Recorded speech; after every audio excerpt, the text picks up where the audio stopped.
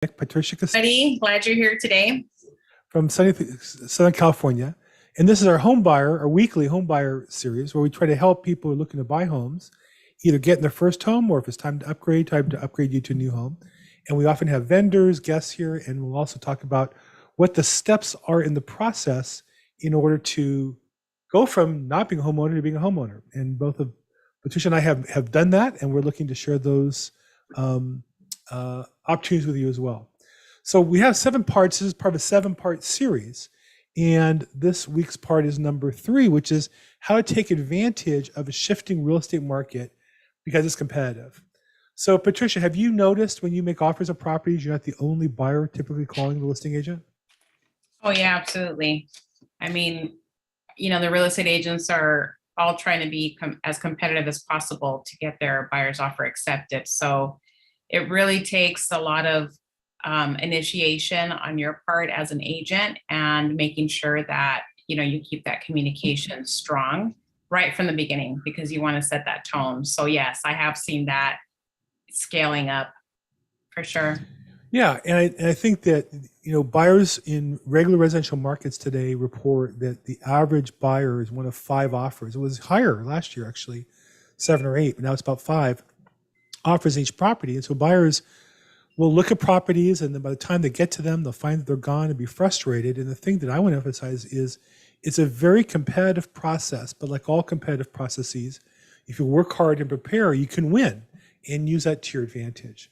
So we talk about some of the areas, and literally just today, I have a property that we showed, I think, 7 or 8 times in the last few days. This is an industrial property, and we got multiple offers, and we're probably accepting one, putting it in escrow here today or tomorrow. That's an industrial property where things never really move that quickly traditionally.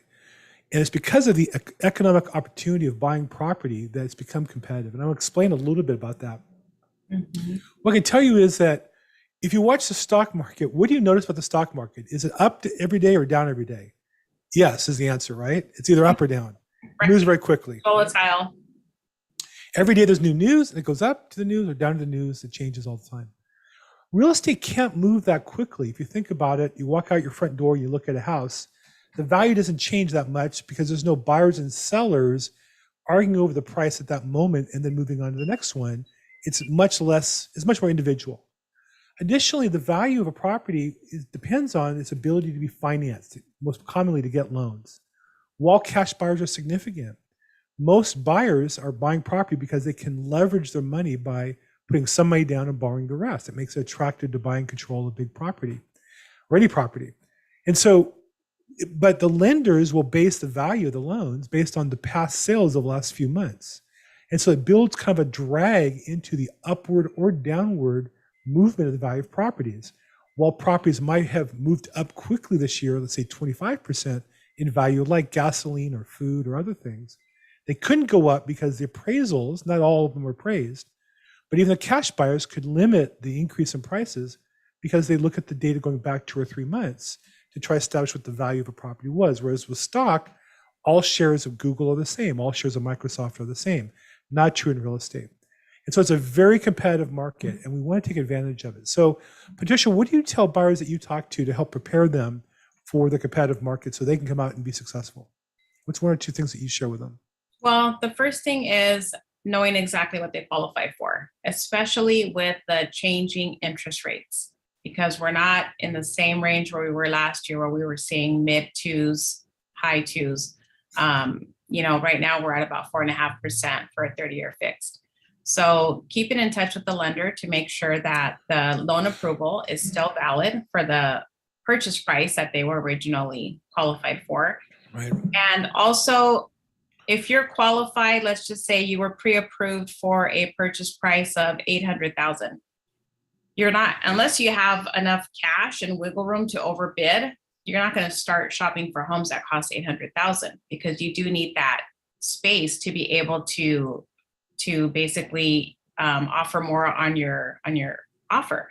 So I look at my clients' financials and what they qualify for and what they're comfortable in an overbidding scenario. So if they're willing to go over, let's say 10%, then we need to make sure that they have that cash available if the property doesn't appraise for that purchase price, then those are discussions we have ahead of time too. So how much are you willing to overbid, and what's your cap, right? Because at some point, you're not going to be overbidding for a property that you don't maybe absolutely love and absolutely want. So that also makes the decision on not just what you're financially capable of, but mentally, where's your mindset with this property? It's funny. One thing I do when I make offers on properties, I have a lender do a pre-approval letter for the exact amount of the offer. And we always offer an odd number. So maybe we're offering, let's say, 785 or 786. I'll ask them to make the pre-approval letter 786. Because the listing agent, I think if you had a pre-approval at, let's say, 800 and you offer 800, they're going to wonder, can you go higher? In a competitive market, you want them to think you can at least, give you a chance at it at least. But when it's an odd number like that, they know it's not your maximum number. They just know that matches your offer. And it creates the opportunity for some dialogue to go higher. I know some agents prefer to have a pre-approval letter much higher than the offer. What's your practice? When you talk to a lender, do you recommend a certain number, or do you let them dictate that? Or what's your best advice to a buyer? Well, I want to see what their highest is that they qualify for. Right. And not just that. You want to see that. You didn't necessarily right. show that to the seller. Right. The listing agent. Right. I want to see that first. Right. I also want to have a conversation with my client and make sure that they're comfortable making that payment, because they may be qualified for a monthly payment of, let's say, $3,000 or $4,000, but they may not want to have that high of a payment. They may want to, they may feel more comfortable within their budget. There might be some expenses in the future coming up, like school loans that have come out of deferment or whatever the case may be. So I want to make sure that not just that they're going to get their offer accepted, but that going forward, they're going to be comfortable with that mortgage payment.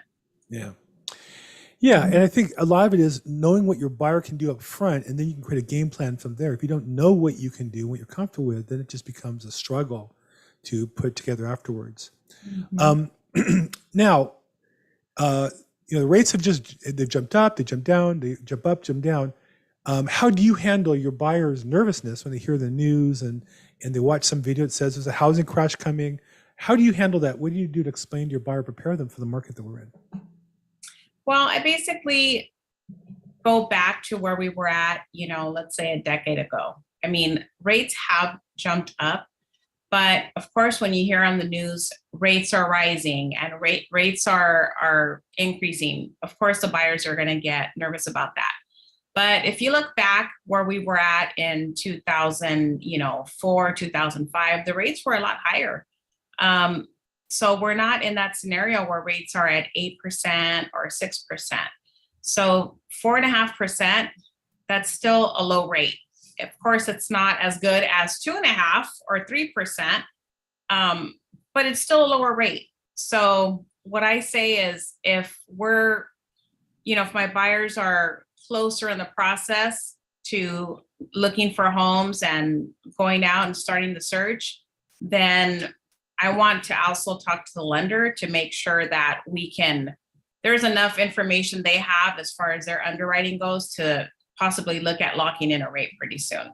Because with the market, we're not sure if the rates are going to go higher or they're going to go lower.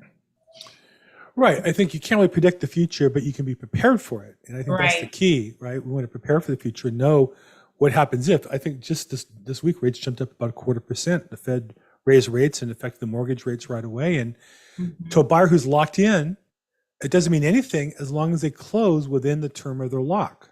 Right. To a seller, it doesn't mean anything if the buyer's locked in, as long as they complete the conditions to close the transaction. If they don't, they're going to have a problem on their hands. And I know I have a closing right now that every day they're just screaming at me to get it closed. We're having a problem getting the payoff. And it has nothing to do with the seller. The buyer's money is in escrow ready to go, but the lenders is scaring them, and I think rightfully so, that every day they want to get that loan closed and sold because they're worried about the implications, and things can get very tense. And so one of the things I try to tell people also is that real estate can be very emotional, but business is best handled when you eliminate emotions and make logical decisions. As much as possible, you want to, you can, my time, because you can call me and yell at me all you want, call me names, that's fine. But when we're done, let's regroup and figure out what our game plan is and execute our plan. Because if we're emotional, we might make a decision that we'll regret not buying a property. There's a couple properties in my neighborhood that we didn't buy a few years ago, over the years, actually over the last 10, 15 years. There's 1, 2, 3 houses we made offers on, and I just didn't push it aggressively enough. And back in those days, the difference was maybe $10,000. It seemed like a lot of money. Well, today, whatever we're looking to buy has gone up by $1 million. So the Right. $10,000 I didn't spend then, is trivial. At the time, though, I made a decision based on the numbers and what I could afford. So it's hard to go back and second guess. But I'm glad I didn't make the decision emotionally. I knew the numbers, I knew what I could afford, and we did our best. And sometimes that's just all you can do. So it all works out in the long run. And you still made a good deal on your home that you purchased. Fantastic. Remember that story? Yeah, and it's a fantastic deal, and it was a perfect house for us. We raised a daughter here. I have people all the time who say, "Wow, because we live in a neighborhood where everybody's involved in the neighborhood, and we have people walk by from other neighborhoods to go through where we live." And so I definitely feel like it was a life-changing, one of those great decisions in our life. But again, part of it is we made it that way as well. So to somebody looking to get into the housing market, this is a chance to take advantage of it. I think that one thing that's going to happen is buying a house, is normally a 6-month, a year process from when you decide to get started. And you have to start the process. We talk all the time about making sure you know what you can afford. And then before you start looking, making sure that if you find what you like, you're able to execute. Usually that means be pre-approved. Excuse me, and I muted myself there, Patricia, on purpose. We had a little muting problem before this call. Yes. But you got to get pre-approved so you're ready to go to make yourself as strong as possible. Talk a little bit, Patricia, about what you do to help prepare buyers looking to buy, so when they find their dream house, they can execute and actually get it. Sure. So, last week we were talking about credit repair. We had a credit specialist on the call. And so I'm going to kind of just condense all of that information. But when you're first starting, you want to make sure that your credit is in line so that you can have a higher FICO, which will essentially get you the best interest rate. Some people think that, they have credit cards, they're making their payments every month, and their FICO score should be a lot higher than what it actually is. But that's not true. And so just learning about credit and what increases your FICO score is very helpful. So the first thing that we do is start looking at their approval, get their financials in order. Make sure all the information is up to date. So recent bank statements, recent W-2s, pay stubs. And I'm right in the middle of all that with the lender that I work with. So that way we're all in the loop, we stay connected, and we stay in communication. So up front, I let my buyers know that we're going to be talking very often. We're going to become best friends, making sure that they have all of their documents easily accessible too. And also, if any buyers are getting, let's say, something out of the, your traditional financing, like maybe they're getting gift money, I want to make sure that the money is going to be available too. If it's coming out of their retirement, let's say, then I want to know what that process is going to take if they're going to use that final down payment and it's going to be coming from their retirement. Because once you're in escrow, the clock is ticking, right? And you have to perform. And so you want to make sure that if you are getting your money from, let's say, as I mentioned, a retirement account, that it's going to be easily accessible and you're going to be able to withdraw it in a matter of days, or possibly get started on that sooner. So those are things that I start asking ahead of time. Where are you getting your financing from? Is it all coming from the loan? Is it coming from different sources? If you have different sources of financing for your final down payment, those are all little details that could really hang up your transaction. So it's really important to get all that information up front. And I know we talked about this before too, as far as the location of the property. If they're looking in areas that are very, that are on the hillside, that have a lot of brush around, you want to make sure that you also get even if it's preliminary, but a quote for homeowners insurance, because it's just like buying a new car. If you buy a nicer car, a fancier car, you're going to have a higher premium on your insurance. So those are things that we start looking at in the beginning, and all that is preparing the buyer for the future expense and the future cost of basically home ownership, because it's not just going to be your mortgage payment, but obviously other things that are going to factor in, like your homeowner's insurance as well. Well, the more prepared you are, the more able you are to take advantage of opportunity when it comes your way. Right? So always emphasize the work is done before the offer, the real work. The offer is part of it, but we want to work with you, want to coach you, want to help you, encourage you to get that paperwork done. For some people, it's filing your taxes. You know, I'm self-employed as a real estate agent. We're self-employed. So my taxes are done. I want to buy some investment property this year. I pushed really hard, change bookkeepers, change accountants, change software, got my paperwork done in December. Boom, I was on it. Filed my corporate return March 15th was the deadline, and my personal return at the same time. So not the 15th. The deadline's the 15th. We got done last week on the 8th. My point is, I'm ready to go. And there are some buyers who may or may not be able to buy property. They're going to get drawn out. They'll be hesitant. If there's something that's available that's a good deal for me and my family, we're going to jump on it right away. So we're here to help you as well. Patricia, if somebody wanted to talk to you about getting ready to buy a property or getting those steps together, how would they reach you? So I can be reached on my cell phone. That's the best way. And my phone number is 323-365-9909. Call or text. One more time. 323-365-9909. I'm Bill Gross, and I'm available on social media at Bill Gross EXP. I work with Patricia closely. We talk almost on a daily basis as a team. So if we can help you in any way, either get yourself started in the process of the planning, the preparation, the credit work, think of the hard work up front is what's going to give you wealth at the back end. We're here to help make that happen. So again, Bill Gross, Patricia, we do this every Wednesday at 5 p.m. Pacific time, 8 p.m. Eastern time. Hope you make this day your best day ever. Thank you so much. Thanks, Patricia, as always. Thank you so much. Thank you, Bill. Bye-bye. See you next time.